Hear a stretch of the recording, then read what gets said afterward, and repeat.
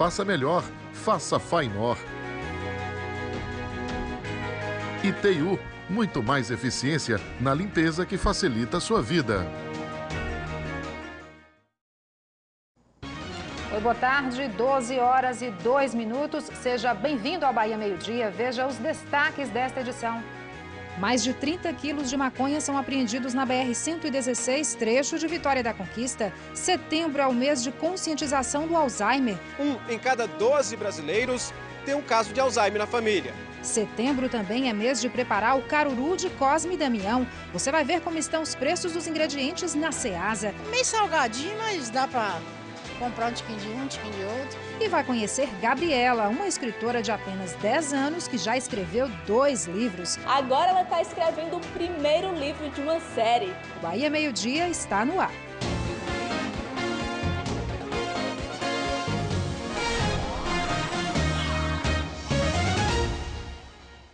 E a gente começa falando de uma iguaria que tem tudo a ver com o mês de setembro, o caruru. Como sábado é dia de feira, hoje o nosso foco na Ceasa foi nos ingredientes do caruru. Edson Nunes mostra pra gente como estão os preços por lá. Pois é, estamos na Ceasa de Vitória da Conquista para saber como estão os preços dos ingredientes de uma das receitas mais tradicionais aqui do nosso estado, o caruru de São Cosme e Damião. Afinal, setembro é o mês desses dois santos. Vamos começar então pelo quiabo. Um pacote desse, com mais ou menos 3 dúzias, sai em média por R$ 2,00. Já o quilo está custando R$ 5,00.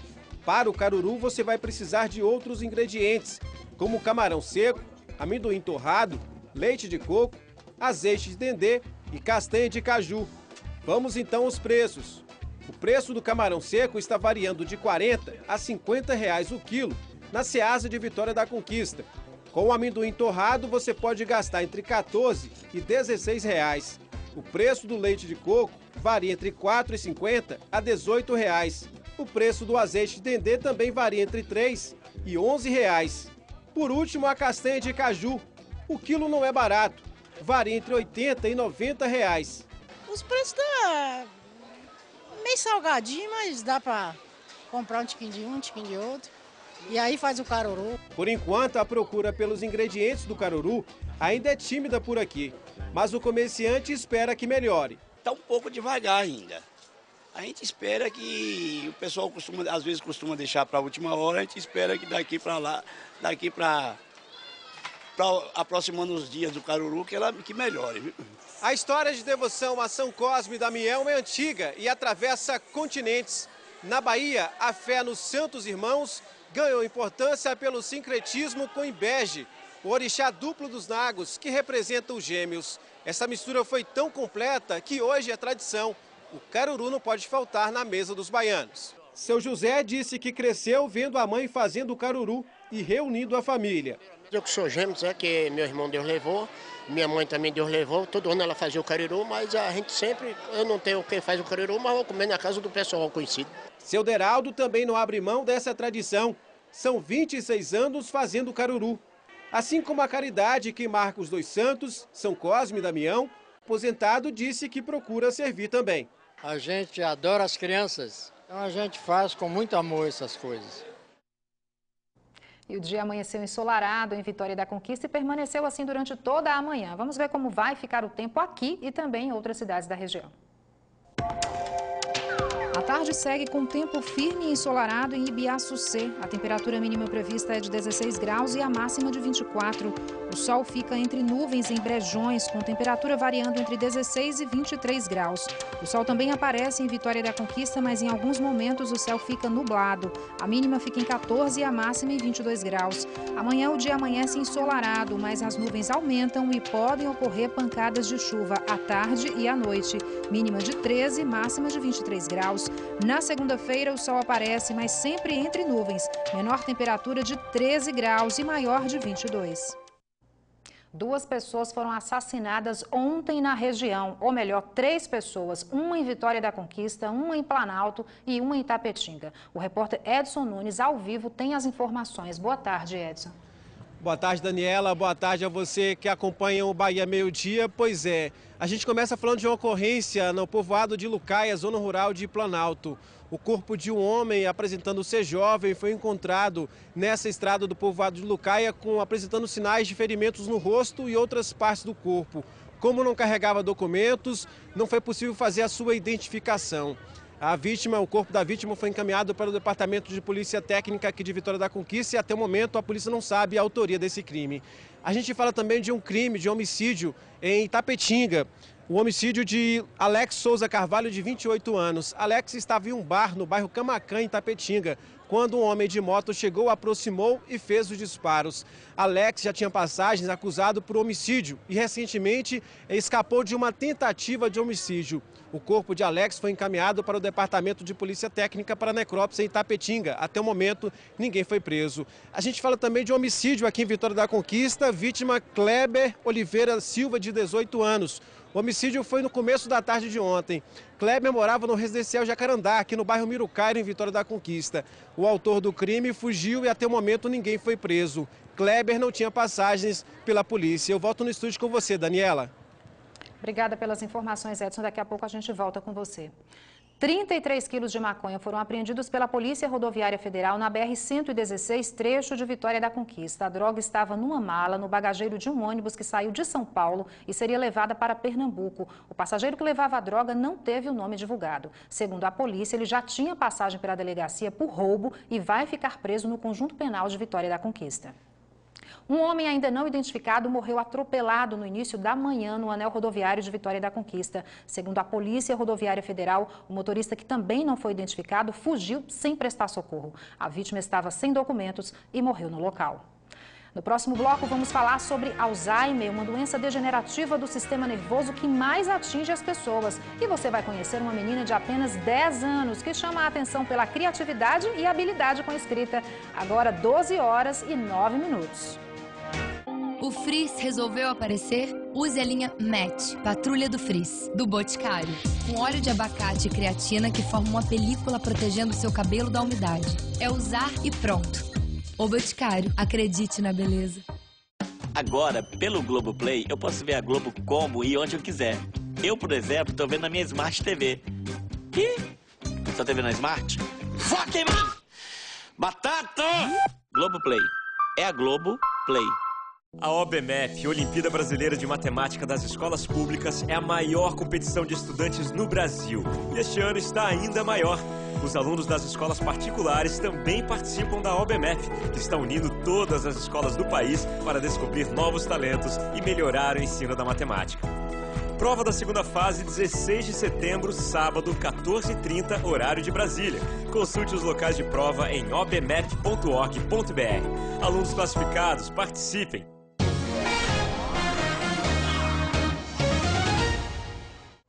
Uma carreta tombou no anel rodoviário de Vitória da Conquista. Um motociclista morreu na BA 148. Veja em nosso giro de notícias. O acidente foi ontem na BA 148, no trecho entre Malhada de Pedras e Guajeru, e envolveu uma moto e um caminhão. O motociclista Raimundo Ribeiro Guimarães, de 29 anos, morreu no local. O motorista do caminhão, Alberto Pereira Souza Júnior, também de 29 anos, não ficou ferido.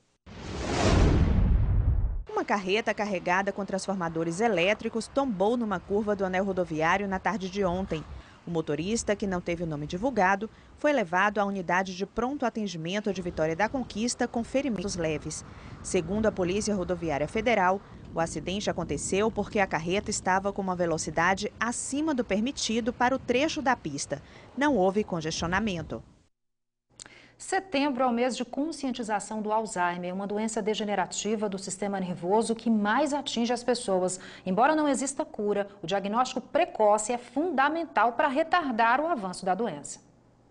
Dona Inalda não sabia o que era Alzheimer. Passou a conhecer a doença quando o pai dela recebeu o diagnóstico. Até descobrir foi muito sofrimento. Quando eu vi os primeiros sintomas, eu comentei com meus irmãos que ele estava endoidando. E falei para ele. Pai, abracei ele, beijei a cabeça e disse, sua cabeça pifou. Quando conheceu melhor a doença, foi bem mais fácil para Dona Inalda entender o comportamento do pai, que morreu aos 88 anos, cercado pelo amor da família. Muito amor, muito carinho. Alzheimer é uma doença degenerativa que afeta principalmente a memória e não tem cura. Segundo uma pesquisa divulgada recentemente por especialistas, 1 em cada 12 brasileiros tem um caso de Alzheimer na família. Pessoas idosas são mais suscetíveis à doença. Ainda não existe uma causa específica, mas algumas alterações podem indicar sinais do Alzheimer. São mudanças na memória, na fala e no comportamento. O sintoma mais importante, disparadamente, é a dificuldade de memória. Principalmente essa memória que a gente chama de memória episódica para os fatos recentes. Lembrar-se das coisas que aconteceram recentemente. Por exemplo, lembrar o que fez ontem, o que fez na semana passada, lembrar de detalhes de um compromisso que aconteceu. Então, o sintoma que o paciente vai observar vai ser: o paciente vai começar a ficar mais repetitivo, repetir as mesmas histórias. Outros fatores como tabagismo, hipertensão arterial, colesterol, diabetes e depressão podem contribuir para o desenvolvimento da doença. E setembro é o mês de conscientização do Alzheimer. Quanto antes o paciente procurar atendimento médico, quanto antes a família identificar esses sintomas, melhor a resposta do tratamento e menos sofrimento vai ser causado para a família, através do tratamento com medicações e das próprias orientações que a gente vai dar para esse paciente. Termina amanhã a 64ª Semana Espírita de Vitória da Conquista. Um dos assuntos abordados no evento foi a importância do perdão. Vamos voltar com o repórter Edson Nunes, que está com o palestrante. Edson, com você de novo. Pois é, Dani, só para falar que a gente fala aqui do Centro de Convenções Divaldo Franco, agora há pouco terminou aí um seminário com o médium Divaldo Franco, que participa dessa 64ª Semana Espírita de Vitória da Conquista. Há uma pausa agora e o pessoal volta para mais tarde para uma sessão de perguntas. Vou conversar agora então com o Alberto Ribeiro, palestrante, ele que vai falar sobre planejamento recarnatório intestino. Que tema é esse? Que assunto é esse, Alberto? Boa tarde. É para dizer que nós não somos animais jogados assim à natureza. Somos seres conscientes que antes de mergulharmos no corpo, antes de renascermos, fazemos um plano, um projeto. E esse projeto segue, portanto, a possibilidade de se concretizar ou não. Aquilo que nós chamamos de destino, na verdade, é algo decidido antes, planejado. Algo que pode ser alterado para mais ou para menos. Nós somos os agentes da nossa própria existência, o sujeito da nossa própria história. Não há acaso, não há sorte. As circunstâncias que nos envolvem, elas estão incursas dentro de um projeto do qual nós fizemos parte enquanto seres conscientes que deliberamos como vai ser a nossa encarnação vigente. Tudo na vida, então, tem um significado. Tudo estabelece para nós pontos de reflexão. Dores, amores, desafios são ocorrências que nos convidam a avaliar o quanto nós somos capazes de poder aprender. A vida é um eterno aprendizado. Não é à toa que o tema é "E a vida continua". E a vida continua, porque a vida não está encerrada no corpo. A vida biológica, ela é circunstancialmente delimitada entre a concepção e a morte cerebral. Mas a vida transcende, porque a vida, ela tem a dimensão do espiritual. Nós somos espíritos fazendo uma viagem corpórea. Nós não somos seres humanos fazendo uma incursão espiritual. Alberto, muito obrigado pelas informações, pela entrevista. Daniela, eu volto no estúdio com você. Obrigada mais uma vez, Edson. Louvor e missão é o tema de um culto musicado hoje à noite na Igreja Batista Ebenezer, em Vitória da Conquista. O evento começa às 7h30 com a participação de vários grupos musicais. E você vai conhecer agora uma menina de apenas 10 anos que chama a atenção pela habilidade com a escrita. Gabriela, ou Gabi, como é carinhosamente conhecida, já escreveu 2 livros e estará no primeiro de uma série. A gente foi saber de onde vem tanta inspiração. 10 anos. Essa é a idade de Gabriela, mas em uma rápida conversa dá pra ver que ela tem mais maturidade que muita gente grande. Ô menina sabida! E é escritora, isso mesmo, já escreveu 2 livros. Tudo começou quando ela foi ao lançamento. Eu sempre gostei muito de ler e escrever, mas teve um dia que eu fui no lançamento de um livro e queria estar no lugar da escritora. Então peguei toda a minha inspiração e imaginação e escrevi meu primeiro livro. Nessa época, Gabi só tinha 5 anos e nem era alfabetizada ainda. Os pais se surpreenderam quando ela leu a dedicatória da escritora. E ela falou: tia, eu sei ler. E leu a dedicatória e a gente não imaginava, porque ela estava apenas no Infantil 2, mas em meados do ano ela já sabia ler e lia muito bem. Daí em diante, ela colocou na cabeça que era isso que ela queria ser. E a família deu o apoio necessário, incentivando a leitura. Sempre incentivou, comprando livro, revista, a gente foi sempre vendo nela esse gosto pela leitura e ela foi cada vez mais acostumando com isso e acabou virando de uma brincadeira para uma coisa um pouco mais séria, que é escrever agora os livros dela. O primeiro livro que ela escreveu recebeu o nome de Dona Quadrada. Nele, Gabi conta a história de uma criança que sofria bullying na escola por ser diferente. A pequena escritora deixa uma mensagem bem forte para os leitores. Mostrar que, mesmo sendo diferentes, todos podem agir igualmente. No ano passado, ela escreveu o segundo livro, A Molequinha. A Molequinha, ela morava numa cidade onde todo mundo era feliz. Ela entra de férias, viaja para uma cidade, mas lá era totalmente o oposto da cidade dela. Ela tem que mostrar para o povo que dá para consertar, que tudo tem jeito na base do amor.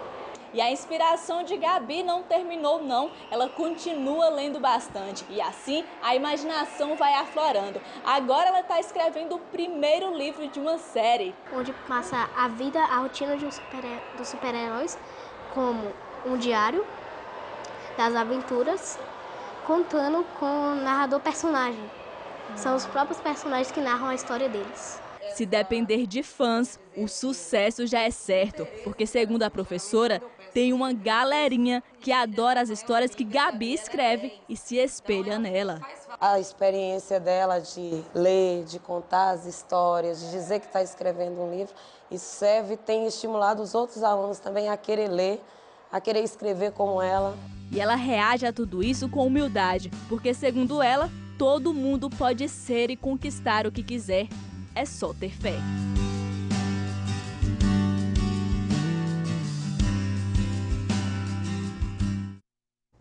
Bacana. Para rever os nossos telejornais, você já sabe, g1.com.br/Bahia. A seguir, os destaques estaduais do Bahia Meio-Dia, agora 12h18.